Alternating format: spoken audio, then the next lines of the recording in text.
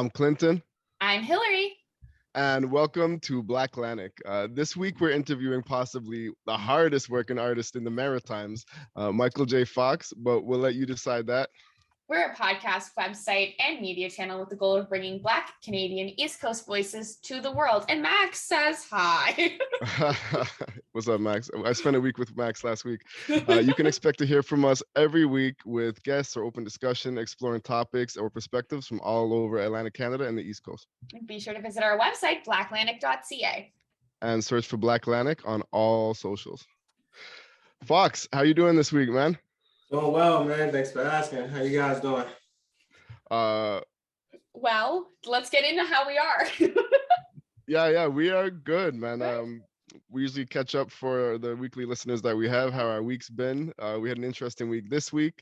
We did a house swap. I went to Toronto for a week and I stayed at Hillary's place and she came out here and she stayed at my place. Yeah. So, Hillary, how was your week? It was a lot. It was how a lot of inner healing happened that I will not disclose out loud on our podcast, but like literally ran into some skeletons that were in my closet who apologized for being skeletons in my closet, and that was very nice.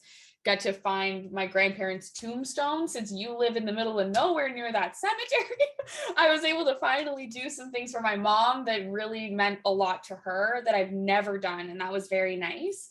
It was good to see people. And then I went to Halifax for the first time to enjoy Halifax, which was also some healing, but that was a lot of fun. I feel like I just ate a lot of really good food. I did see some very important people, some family, spent some time on the water.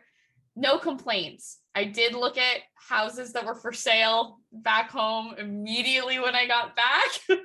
I know that CBC is still like, whenever you want to move, maybe we would hire you, but I don't know. I don't know.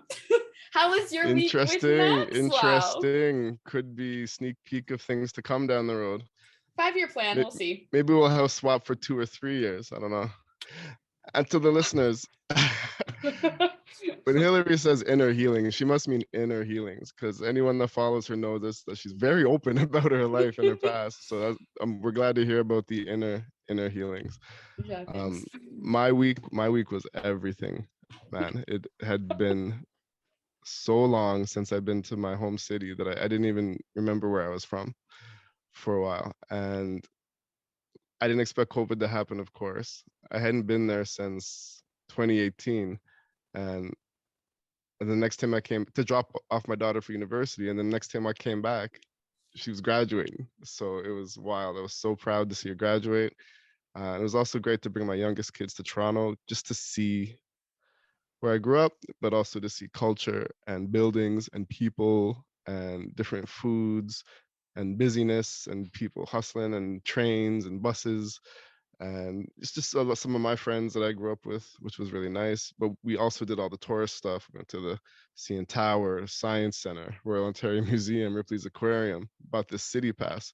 And I got to say, Toronto was amazing. And I'll have to be back in a couple months or every couple months from now on. And just really, grateful that I got to go. Revitalized me. It was lovely meeting Elises. Maxwell was happy to have friends. It was nice to see everybody. So it was great to spend the one day with you guys, but also very appreciative of your little sanctuary in the middle of nowhere and that beautiful view every morning and the screaming geese. So thrilled about the screaming geese. It was nice. Okay, maybe next week we'll have to get into a continuation of last week when we were going to say like, maybe. Okay, where do we think it's better to live? Okay, but let's get into it. We're here talking to Michael J. Foxx, who I've sort of known the past few years, but getting to know a bit better now. And well, I won't talk too much about him, but I'll let him speak for himself. Michael J. Foxx, I'm not sure what to call you, but welcome again to the show. Thank you for having me. Absolutely. I've heard you say you're very proud of where you're from in the past. So let me just start with the question. So tell the people, where are you from? I'm from Yonkers, New York, man. That's 15 minutes away from Manhattan. If you're not familiar about Yonkers breeded some superstars like Mary J. Blige, DMX, The Lox, you know, that's Jada Kiss, SP, Chic Luch, couple of neighbors next town over, which is Mount Vernon, which couple of NBA basketball players like Ben Gordon from Chicago Bulls and Denzel Washington. Like the list goes on like that. My city, it inspires, but it also has like this quote unquote black cloud, which means like it's really the trenches. It's hard to stay focused and positive with the super amount of distractions that just pull you back to the mud. So I'm pretty proud of my city, and at the same time, I'm super grateful and happy to be where I'm at now, because I don't have to look over my shoulder. I can really concentrate and focus on my craft. Wow. So it sounds like a really interesting life growing up in Yonkers. And Yonkers, New York, anything you want to talk to us about? We're completely uncensored, open show. But it sounds like you're happy being here as well. Right off the bat, you named a bunch of big names, legends. Where can people find you and follow you for our listeners that are tuning in from the beginning? Yes, you can find me on Instagram. I am the real Foxx. I changed, rebranded my name. I cut off the Michael and the J, so it's just straight Foxx, Foxx. And yeah, you can find me on all streaming platforms like that: YouTube, Spotify, Tidal, Apple Music, blah blah blah blah blah. All right, I'm the real Foxx. Yes. Cool. I'll start by asking, and we do have other friends that have come from New York, and I believe the story in that situation is they ended up in New Brunswick for love. How did someone like you from Yonkers end up in New Brunswick of all places? I get that question asked 1,000,001 times. So I went to music school back at home in New York at NYU, and I knew a couple of classmates and other students that was from New Brunswick. So they kept telling me about this place, this area in Canada, because they also knew, like, it was like I wasn't really focused in school, but I made it through it and graduated, blah blah blah. But yeah, they kept ringing this New Brunswick, Moncton, and I kept hearing St. John and Fredericton, and the music, the hip hop scene was crazy, blah blah blah. I think they a little bit over exaggerated it a lot about that, but I decided to make that move. I just got tired of being where I'm from, because I felt me moonwalking like on some Michael Jackson shit, back to the streets, and like, yeah, let me get my life right and make that move. So I've been out here for it's going on 3 years in September, and best decision I made in my life. That's amazing. It's funny because I feel like Moncton was dragging me down, and so I made the switch to Toronto, and it's nice to hear someone say that, but it's also, I find it, like, having lived there for 23 years, surprising to hear somebody be like, no, people in New York were talking about the New Brunswick hip hop scene, because I'm like, where is it? Yeah, I did. But yeah. I mean, I'm going to ask you more about like the industry and stuff later, but I think that like maybe people could say that now about the work that you've done, but I don't know about before you got there, if that was something that could be said. But going back a bit, before you ended up in New Brunswick, what was growing up in Yonkers like? You sort of mentioned that, going to New Brunswick saved your life, and reference a little bit about, moonwalking back to the street. So what was growing up in Yonkers like for you? Man, it was like, let me just start off, like, I'm a foster kid. Like my mom's passed away while giving birth to me. My pops OD'd from heroin, and I was in the system. So I became emancipated minor at 16, and I was living on my own, blah blah blah. But coming up in Yonkers is just, like I said, it's a black cloud. Like if your intention, if your mind is set on a hustle game, and you want to say, all right, forget the 9 to 5, the money too slow, you want to stick to them streets and really get that bread, that bag, then yeah, you can get caught up. And yeah, I got caught up like that, and that's a whole nother situation. But I got older and I got tired. Like at the end of the day, it's either you really gonna get tired you're gonna be sleeping at Pine Box, or you just gonna get tired. I'm like, and tighten up your life. So I was fortunate to get plan B, like, you know what I mean? I'm gonna tighten up my life. Move out of Yonkers. I do miss the city life. Like, you can never get that type of vibe. Like, from I'm out here in the Maritimes. Like, I do miss the big city, the big buildings, bright lights, you know. And yeah, I miss it, but I'm very blessed and grateful to be where I'm at now. It's like apples and oranges. Basically. Trying to compare a slower pace of life in New Brunswick to a city life, no matter what you're involved in. And the craziness of the other things, just being in a big city it's apples and oranges. Like, it's relaxing out here. If that's what you're looking for, that's what you're going to get. But you got to be careful not to become too complacent, because then you'll lose your motivation and things won't matter as much. So it's about that balance. Thanks for sharing everything so far. What were your first thoughts when you came to New Brunswick? All right, I'm gonna be raw and uncut. So, you know, I come from pizza and authentic Chinese food, you know, the corner store Chinese food and all that. Man, I was so disappointed my first night out here. I went to go get some pizza. I didn't go to Mommy's Pizza. I went somewhere else. I can't even think of the name. I just never went there again. Tried Mama's Pizza. That was the closest I was gonna get to home. So shout out to Mama's Pizza. But Chinese food, oh my God. Stressed out thinking about it right now. Yeah, it's very disappointed. Very disappointed. You know, I'm looking for the fried chicken and the shrimp fried rice. I could throw the hot sauce and ketchup on it, and you know, I couldn't get none of that. I ordered. I was somewhere in Dieppe by the McDonald's. It's by the McDonald's, and it was by the what's that? The skate room. You know the area I'm talking about. Paul Street in Dieppe. Exactly. Yeah.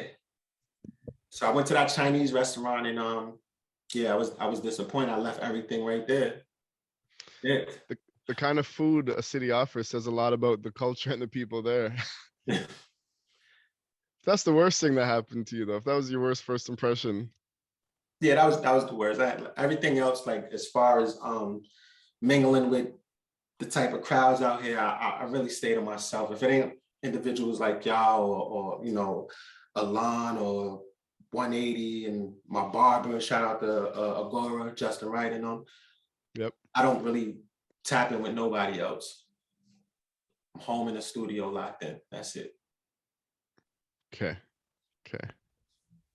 So, other than the food, what other experiences have you had in New Brunswick? And I guess I'm curious more about, and you know, you reference a lot of people that we've had on the show and spoken to that like are friends of the show. And I remember, you know, Allon talking about some of the immediate, we don't like the term microaggressions on this show. They're just aggressions. They're just people being racist assholes.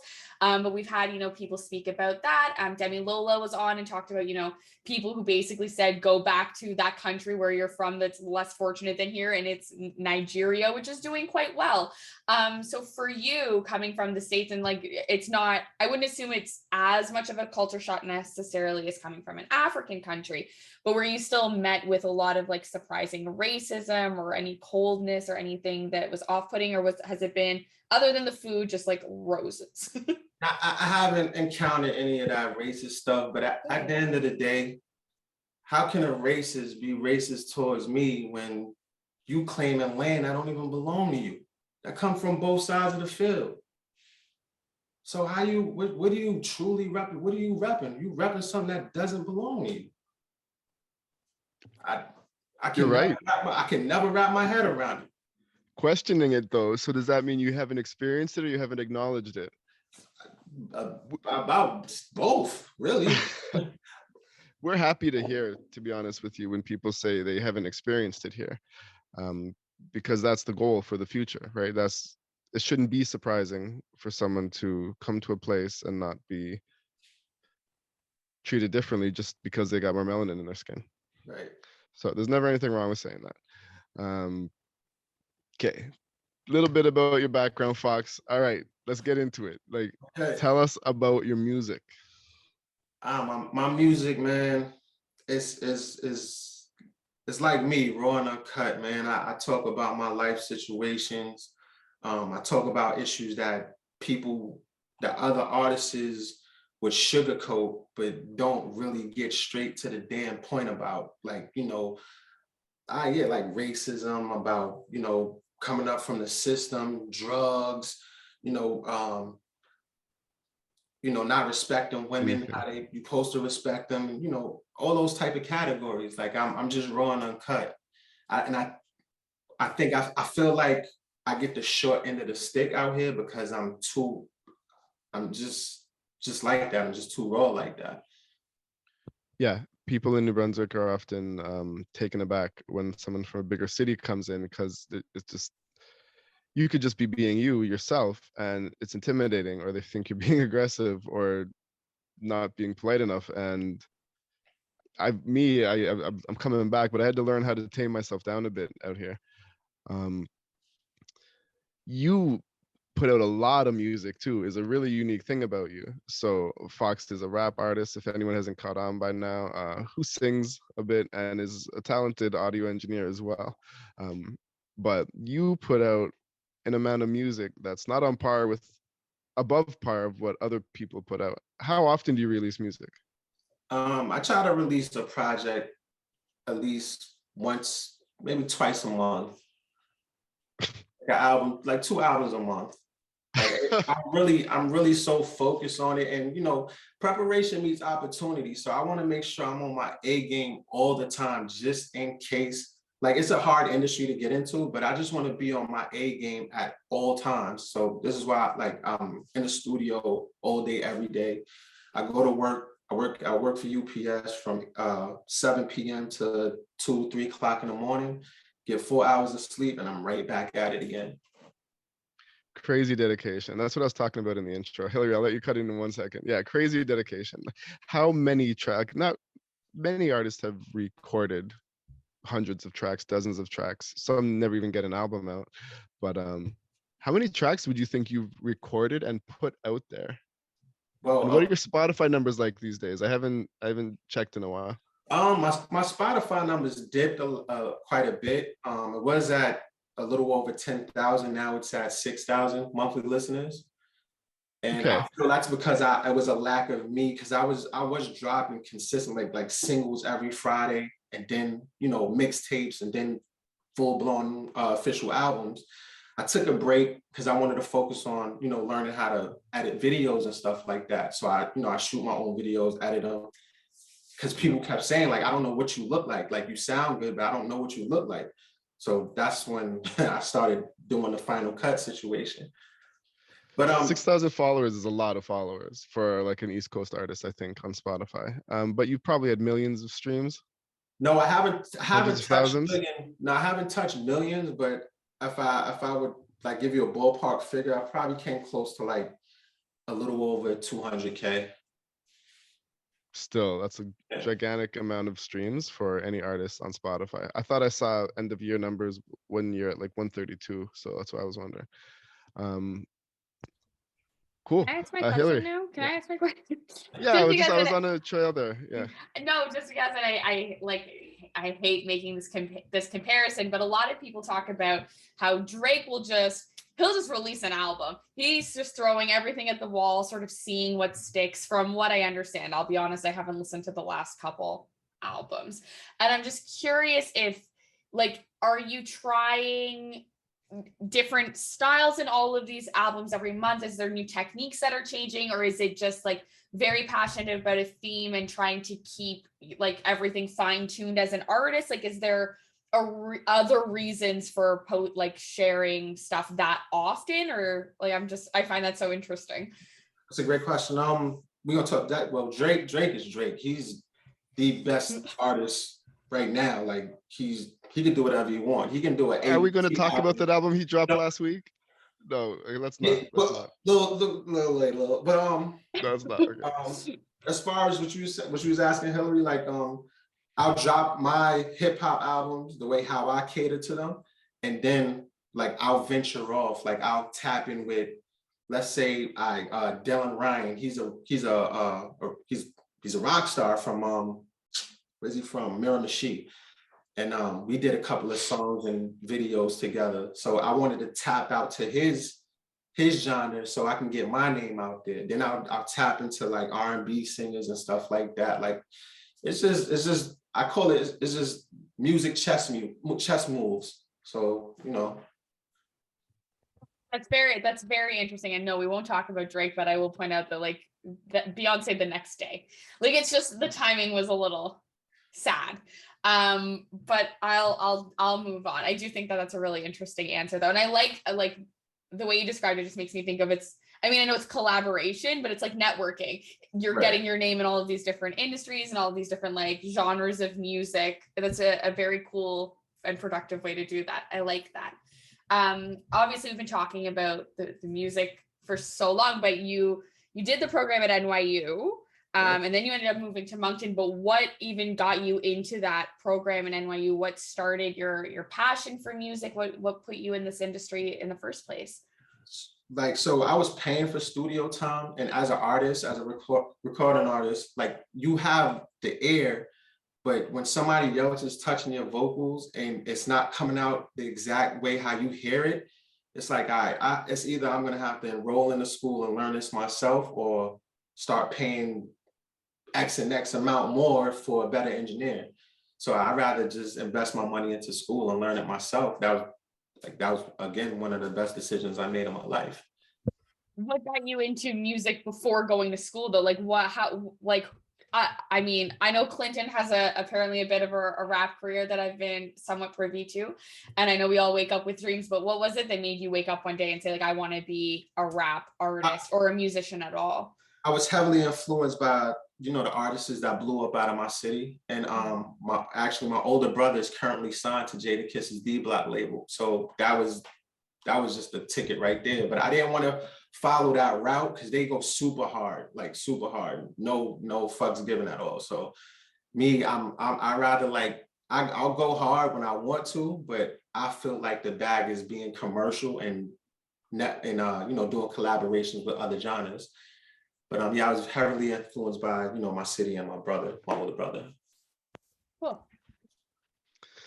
Yeah. So nowadays you could put up music all over the place.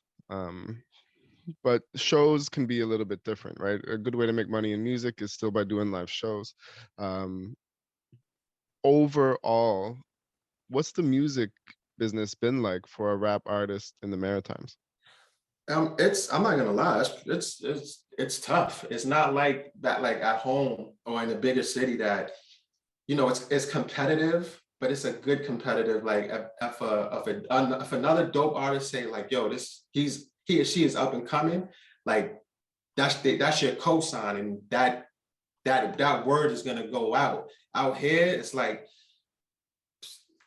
everybody think they nice until a nice individual come out and he's killing it. He or she is killing it. And they don't give you that that credit. They just push you to the side. And there's other politics that I feel like with the industry and the Maritimes, like I feel like they cater to like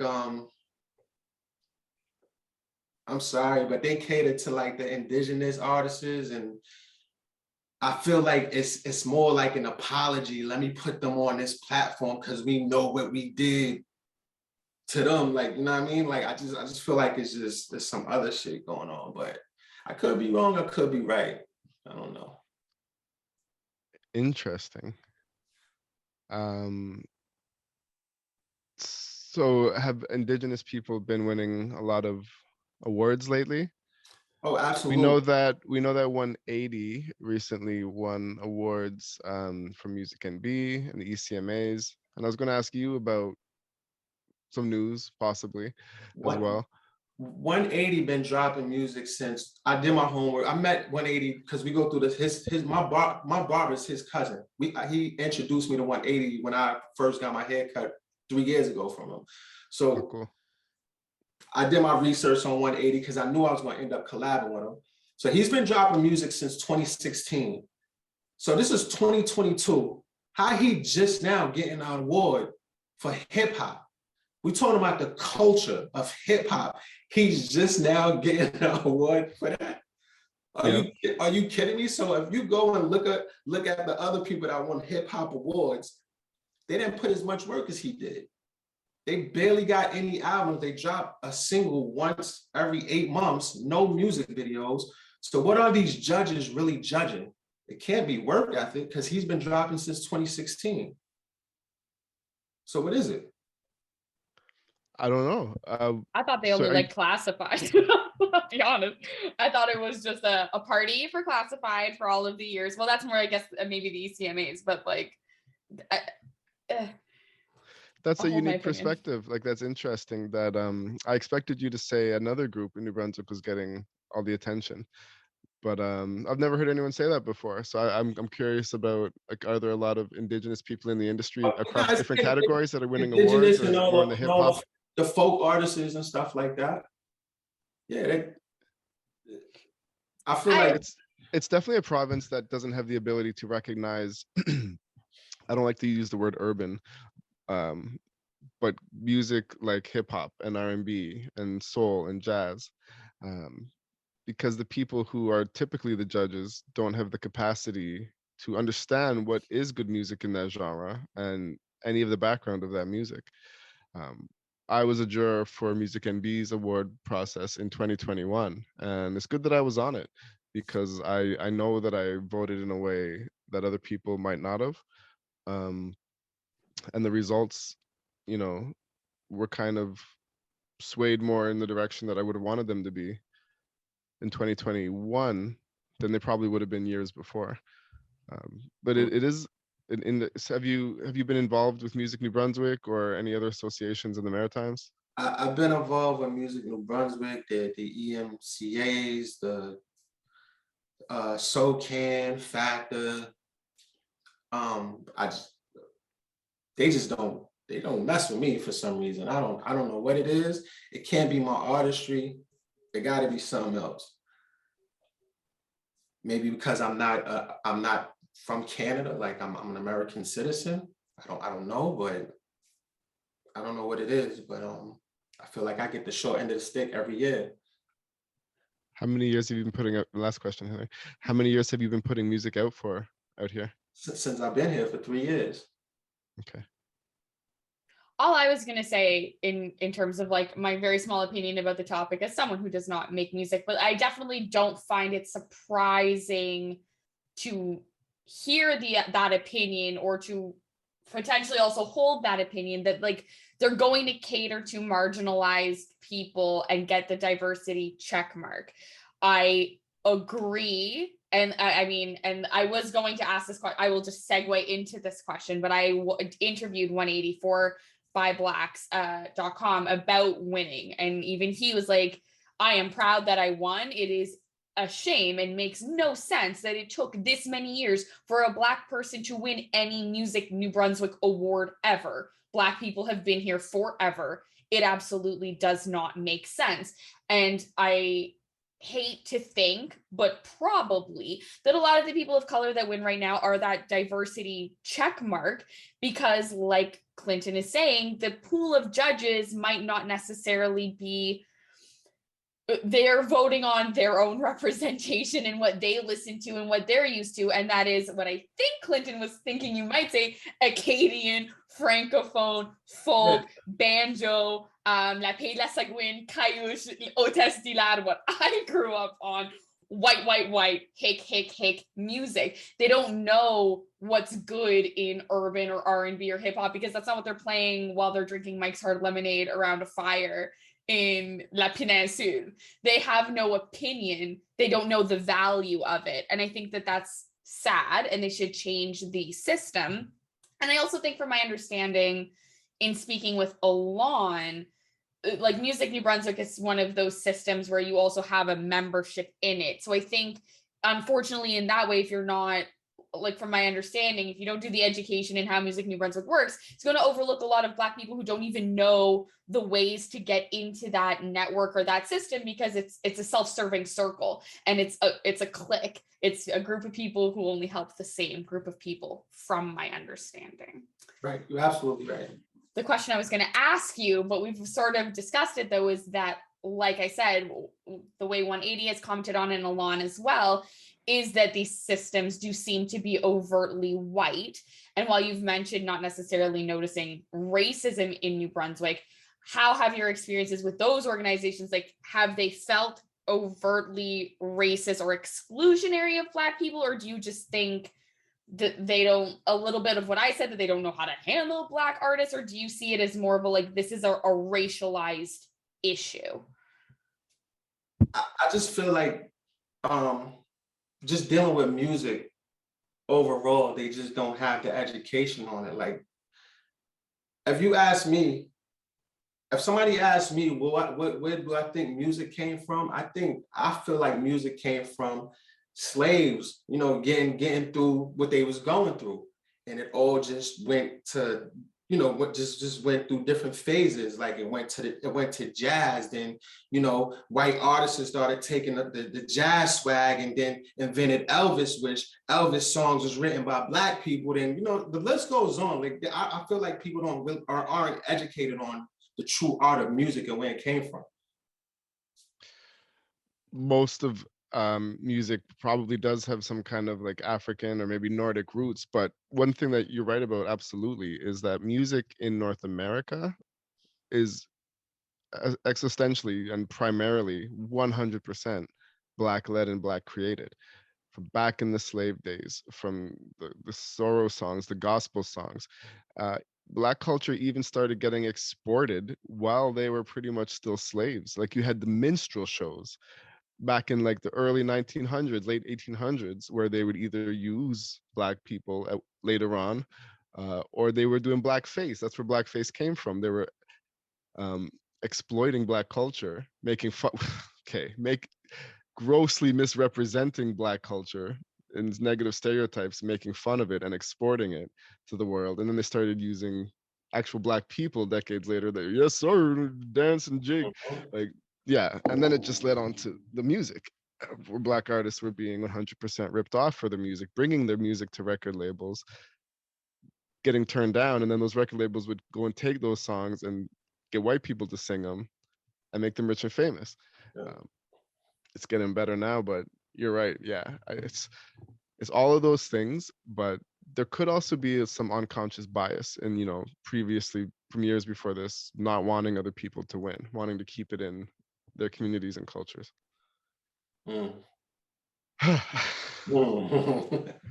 Deep, man. So what's next for you? What are in your future plans? My future plans, well, you know, you're definitely involved in it. We've been cooking up. You're gonna be in the studio tomorrow. I'm dropping a mixtape called Star Foxx. 10 solo songs, fire joints. I don't really need to say that. And a couple of slower music videos. Proper. Hey man, that was still shush. That's my first You collabo. said proper. That's exciting. It's a Yeah. Black Planet exclusive. We're doing some music tomorrow. But you're also doing some shows this summer. Yes, right? I'm at Summer Salsa in Fredericton, Memorial Day weekend, Labor Day weekend, I think September 2nd to the 4th. And then I'll be in Hamilton August 21st. And just gonna travel and just, you know, get my name out there. That's proper. Getting back into it. Well, this has been a super interesting 40 minutes or so, probably closer to 35. If you want to check out Foxx, it's I am the TDA. No, the THE. I am THE real Foxx FOXX. You've been putting out so much music, man. It takes a serious discipline to be that consistent with releasing music. Because probably no matter what mind state you're in, you put yourself in the mind state to do it. You didn't answer earlier. How many songs do you think you've put out there in the past 3 years? In the past 3 years, I say well over 250 songs, and right now to date is 68 music videos. 68 music videos. And how many don't make it? Excuse me? Like how many don't make it? How many songs are like left on the Oh cutting room floor? Like if you've got that many out, how many are you like, nah? I'm sitting on folders of unreleased music. That's crazy. Yeah. I'm sitting on folders of unreleased music.